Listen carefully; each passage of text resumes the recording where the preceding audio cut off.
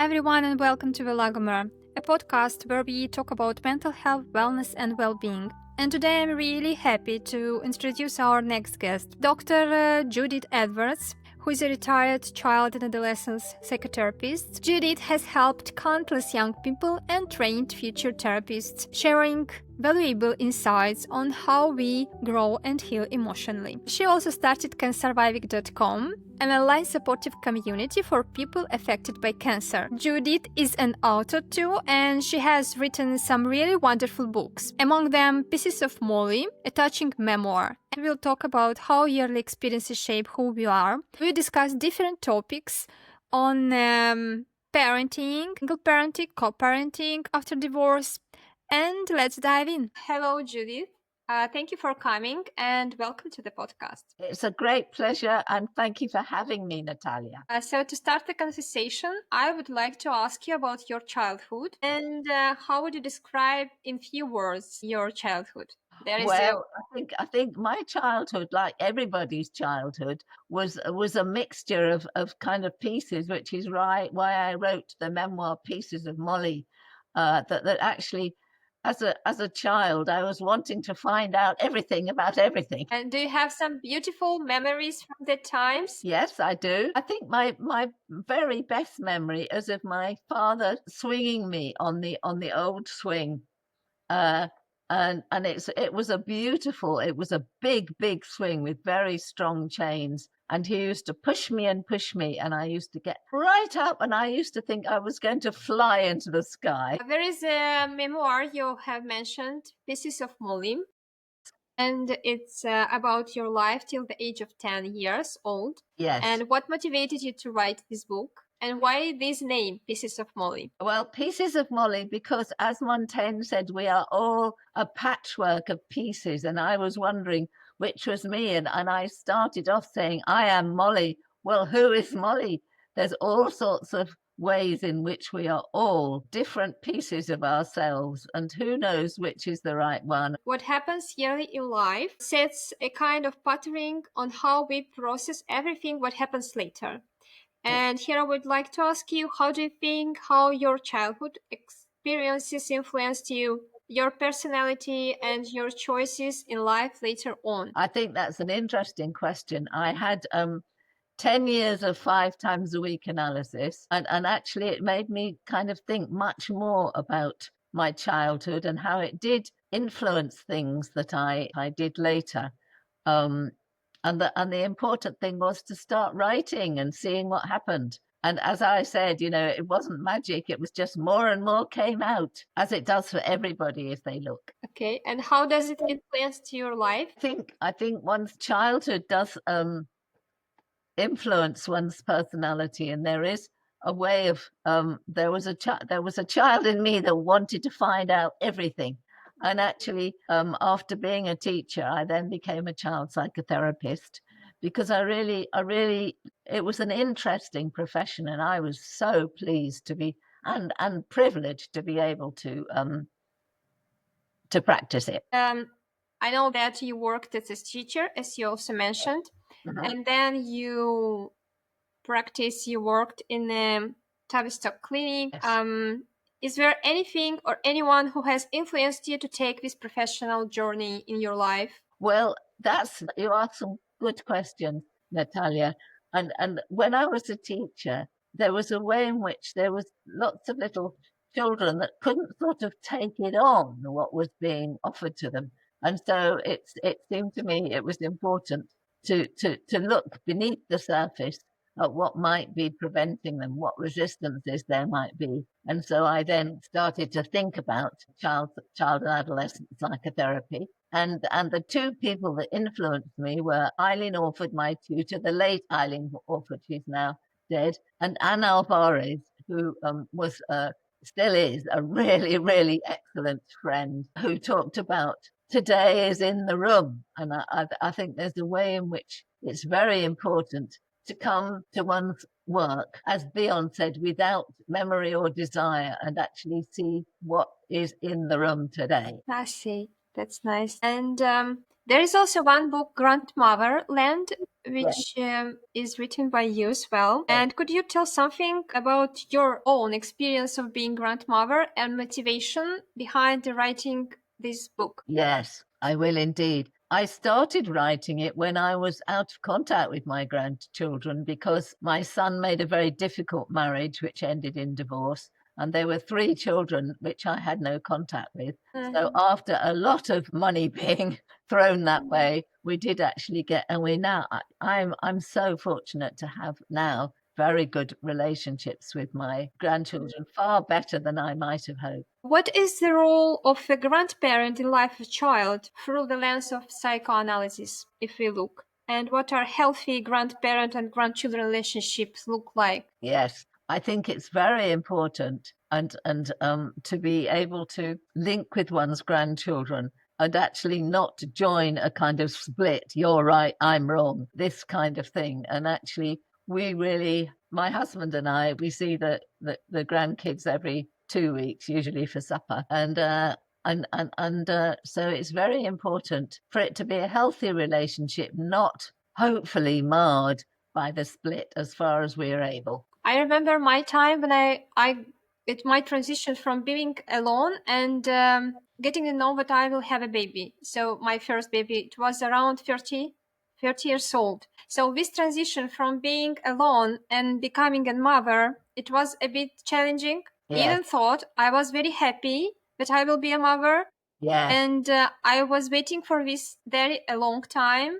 But I remember this transition kind of changed a bit my personality. Is there something like this when you transit from mother to grandmother? Well, when you become a mother, you then kind of hope that you'll be a grandmother. And of course, not everybody does. And when I was out of contact with my grandchildren, I got in touch online with some people who also were out of touch. And they're still out of touch. I'm very, very fortunate in that I've got a good relationship with my son who brings the grandchildren round. But, not everybody has this. And it's very important to be grateful for what you have. I was wondering what can do some parents if grandparents are interfering very often or too much and insist on their own pattern understanding of education of children. What can do parents to not hurt anyone, to maintain a positive relationship, but still to somehow save their right to educate their own children? Yes. I think it's very important as grandparents to stand back and let parents do what they will do, and I think what happens sometimes is that grandparents do become rather interfering, and then their adult children break off relationships with them. And it's very important to kind of hold back and certainly, with my own grandchildren, I always sort of defer and say, let's see what Dida says, which is their word for their father. There is one more book of yours, Exploration in Fatherland. Yes. And in relation to this book, I would like to ask how the absence of the father shapes a child's personality and influences the child's development. And will there be any differences for the girls and boys in this case? Yeah. That again is another interesting question. And I think it's everybody has a father. And that's when I worked in a family consultation centre, there were kids that came in and they said, I don't have a dad. And I said, well, you might be out of touch with your dad, but you were created by 2 people. And that I'm not sure if I think it can be. I think girls are more related in a different way than boys. Boys are in identification with their father.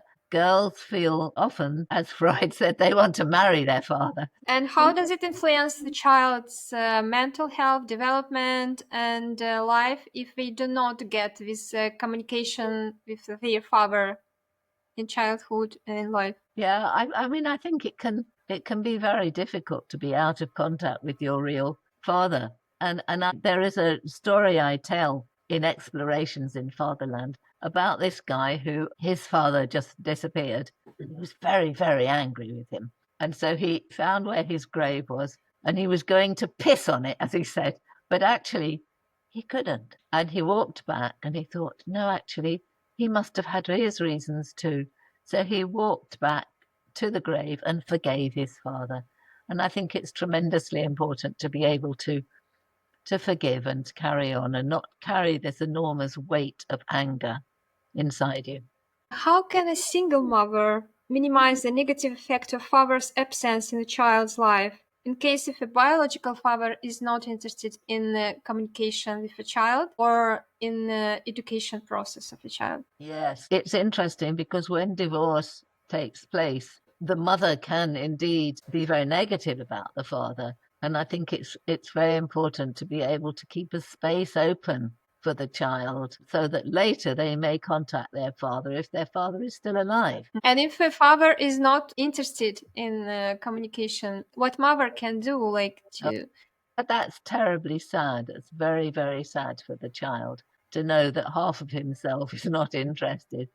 And I think, with all of these questions, I think it relates to being in the room. Today is in the room, and you find out what the child feels in any one situation about this father who is absent. How does mother say to a child that, okay, your father is not interested, to say the truth or to keep image beautiful? How does she process in this case? I think it's very important not to have an idealized picture of the father, but also not to denigrate him either, but say, yeah, you did have a dad, and at the moment you're out of touch with him, but you may be later. So that you leave a space open for something, for change. And in case of a single mother find another man who becomes stepfather, and how to help child to adapt to a new reality? Yes, that again is a very good question. And my own son was out of touch with his father, who then died. And my husband of 35 years is his stepfather. And they have a very good relationship. And I think it's terribly important to kind of foster the good in this and actually understand that there will be some rivalry and there will be some sad feelings and angry feelings and anxious feelings, but that actually, again, that today is in the room and you see where things are going. Actually, it brings to mind I used to go to Italy a lot. And there was a guy there I knew called Kratchiner who did these wonderful drawings, etchings of a labyrinth. And I think it's terribly important to think that there are all sorts of ways in which things can go. And actually you kind of see how that is going in the individual sessions. I don't think you can make a blanket prescription. You have to actually look at each case in its own right. Okay. Yeah. And you have created a website also for supporting the people after they were diagnosed with the cancer. And what is the story behind creation of this website? Okay. Well, yes, I was diagnosed with breast cancer and actually had a mastectomy in 2012. I was very much supported by this guy and his wife, and he was told to go and make his will. He was going to die. Well, he's still awake and he's still alive. And I thought there's more than one way of doing this, and I don't want to lose all this stuff that they gave me, and they were so modest they wouldn't have put it out there. But I thought I will start this site, which I did. And so that I had a dream of driving with my husband through a huge storm and then coming out the other end. And the storm was actually feeling, oh God, I'm going to die. And then actually you think, well, maybe there's more than one way of thinking about this. And so you find different ways. And so that site, it grew, and it's got all sorts of different facets on it about diet and about vegetarian restaurants and about depression and about mortality, because of course we are all going to die. You mentioned some dreams, and as a sleep coach, I would like to ask you from the psychoanalysis point of view, what are the roles of dreams for us humans, and how dreams help us to recover from negative experience, or what can they tell about us? Yes, I think again that's a very good question. Freud talked about dreams as being wish fulfillment. I don't know if it's always wish fulfillment. I think, again, you very much have to kind of think about each dream with each person and try and find a meaning. And maybe there isn't a meaning, because sometimes it's sort of day residues, but sometimes there is a meaning. And it's very important to be able to take that forward and find out if it has any relevance to that particular person. In one of your LinkedIn posts, you have mentioned that in your 35 years as a psychoanalyst, you have come to a conclusion that procrastination can be seen as a window into our inner world.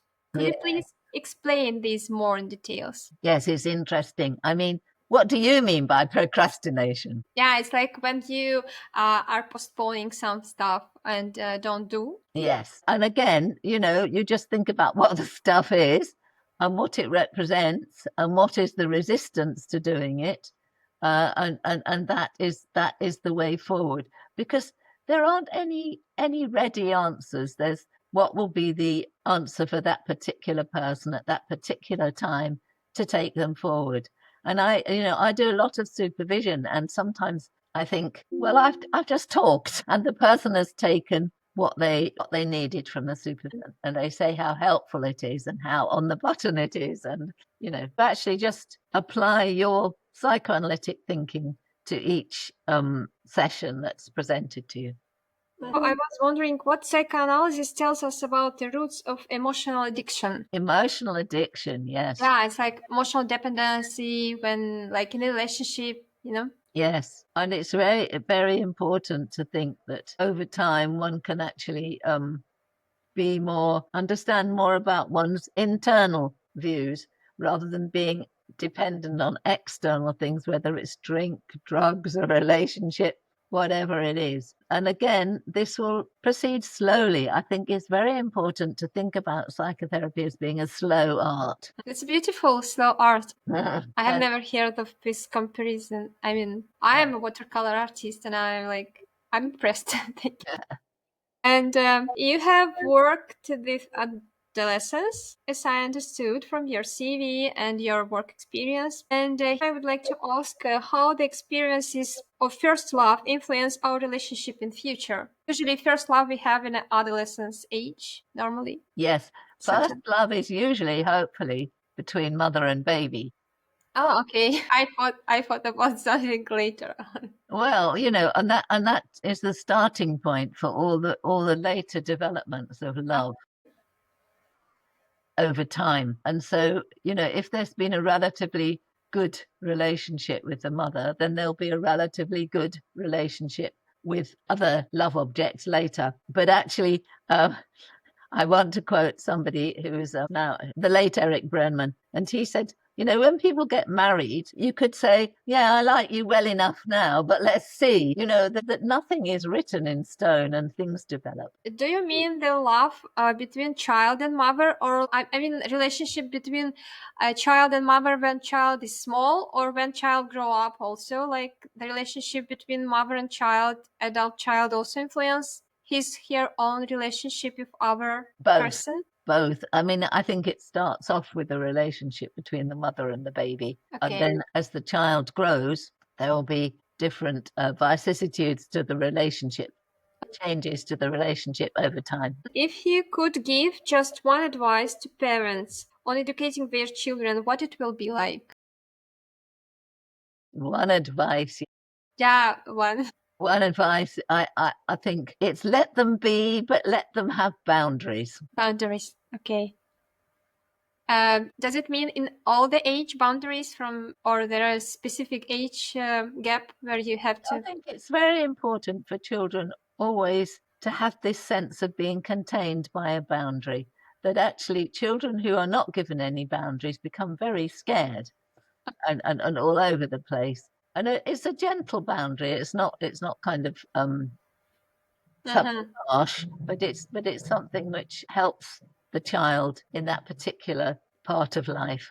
We have a question from the listener. One question. Yes. Resilience in children is an interesting field. In which ways can parents foster resilience in their children, and are there genetic influences? Yes, I think resilience is one of those words that can be used in different ways. People can say, oh, children will get over it, they're resilient.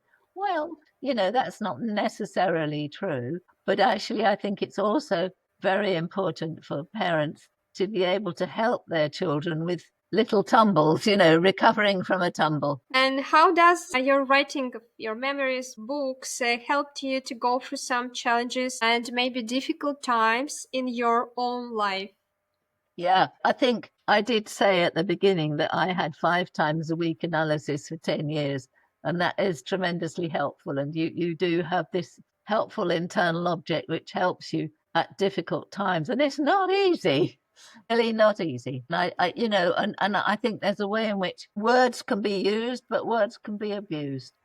Okay. There's this thing about I don't like this word, the journey. It's just what you're doing right now. Is there anything you regret, maybe you wanted to do and you did not do in your life? I don't think there is. I think it's, I feel my life has been pretty good, and I'm pretty grateful for what I've been able to do. And hopefully what I leave at the end will be something decent enough for people to access. And I'm leaving my psychoanalytic books to the University of Essex so that they will be able to use them. And I've left books along the way where I've gone. I did some supervisions at St. Paul's School, and I left them some books. It's tremendously important to be able to seed other people's ideas. That's nice that you don't regret anything. I mean, that's beautiful, I think.